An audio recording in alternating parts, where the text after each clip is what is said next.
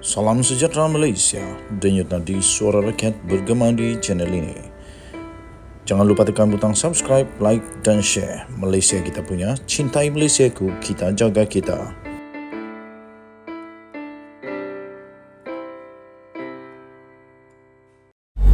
Salam sejahtera Malaysia. Nampaknya Zuraida Kamarudin kali ini panas hatinya. Marah betul dia. Dan rupanya budak itu hanya tipu kah? Wan Ahmad Faisal kena cakap benar, jangan cuba untuk menipu. Sekarang Zuraida Kamarudin dah marah ni. Zuraida Kamarudin kata budak ini baik jaga mulut. Zuraida nafi ingin sertai bersatu semula. Bekas ahli Parlimen Ampang Zuraida Kamarudin menafikan dia ingin kembali menyertai semula bersatu selepas pilihan raya umum ke-15. Kata Zuraida Kamarudin, ini tidak benar. Saya cuma sebut saya akan sokong Perikatan Nasional pada pilihan raya negeri akan datang. Saya sokong parti berbilang kaum. Budak ini baik jaga mulutnya, katanya kepada Malaysia Kini melalui mesej teks. Zuraida berkata demikian kerana dia mengulas satu laporan daripada FMT yang memetik Ketua Pemuda Bersatu Wan Ahmad Faisal Wan Ahmad Kamal sebagai berkata, Bersatu telah menolak permohonan Zuraida untuk menyertai semula parti itu selepas PRU 15. Wow. Macam mana Zuraida tak marah kalau Wan Faisal buat cerita? Macam mana Zuraida? Sudahlah, Zuraida kalah. Jangan lagi dipermain-mainkan perasaan dia. Cukup-cukuplah, kesian kepada Zuraida. Sudah dia kalah. Kalau dimain-main lagi dengan pembohongan yang tak benar, siapa tak marah? Sampai Zuraida marah kepada Wan Faisal.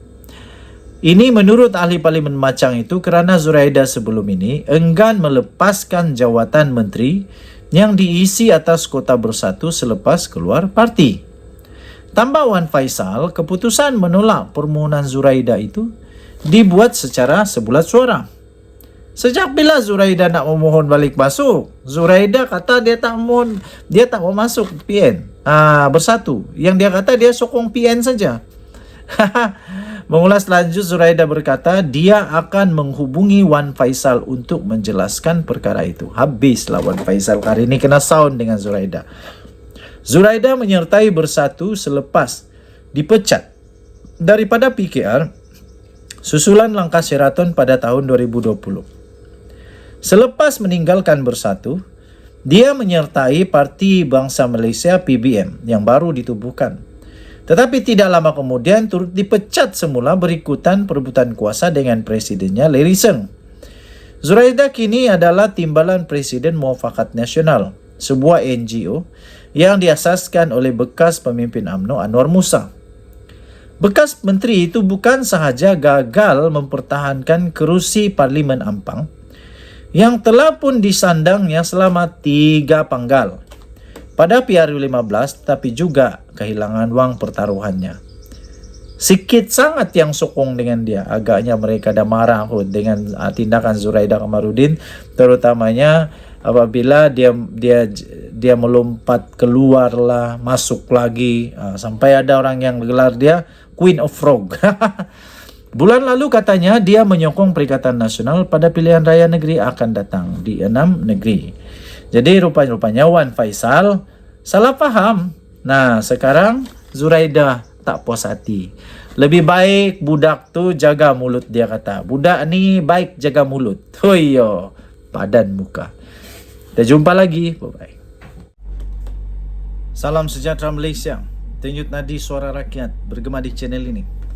Sebelum itu saya ingin ucapkan bilion terima kasih kepada semua yang sudah tekan butang subscribe, like dan share. Bagi yang belum lagi, saya mohon untuk tekanlah butang subscribe, like dan share. Malaysia kita punya, cintai Malaysia aku, kita jaga kita.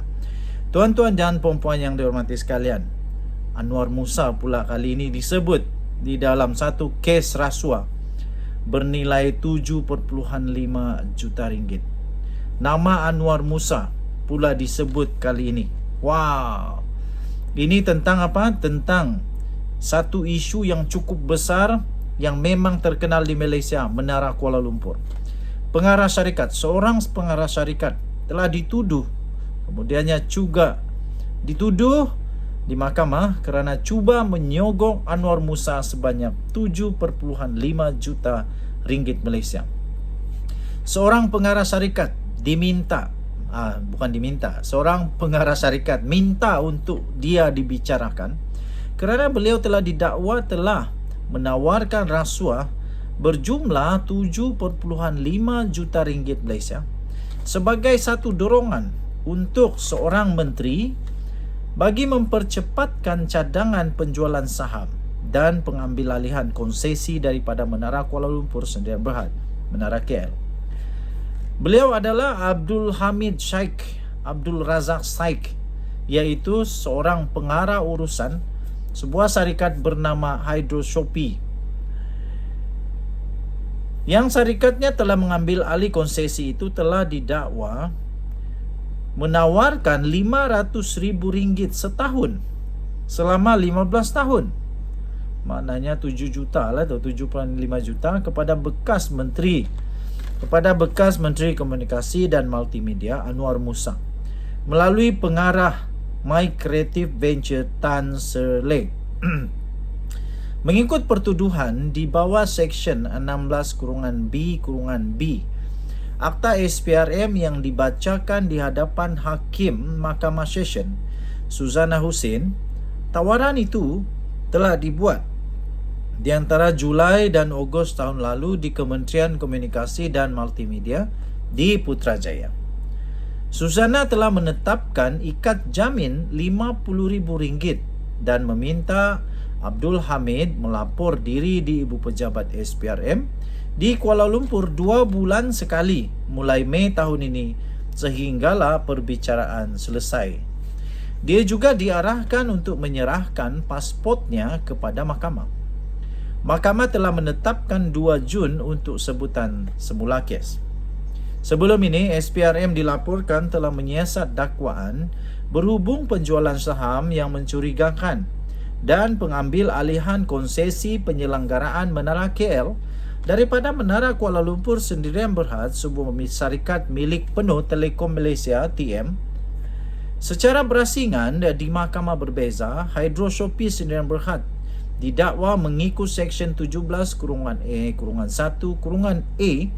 atas kesalahan yang sama dengan Abdul Hamid sebagai pengarah menuntut dibicarakan bagi pihak syarikat.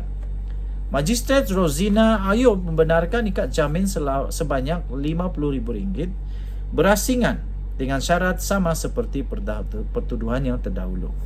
Sebelum ini TM berkata mereka memutuskan untuk tidak terus memegang konsesi menguruskan Menara KL bagi menumpukan kepada perniagaan terasnya, iaitu perkhidmatan telekomunikasi. Denyut nadi suara rakyat bergema di channel ini. Harap-harap Anwar Musa bersih. Tapi syukurlah setakat ini daripada laporan-laporan yang saya bacakan itu tidak ada menyebut Anwar Musa terima kah atau apakah atau dia salah guna kuasa tiada. Jadi Anwar Musa tahniah diucapkan. Kalau dia tolak rasuah itu tahniah. Inilah yang terbaik. Kita jumpa lagi. Bye-bye.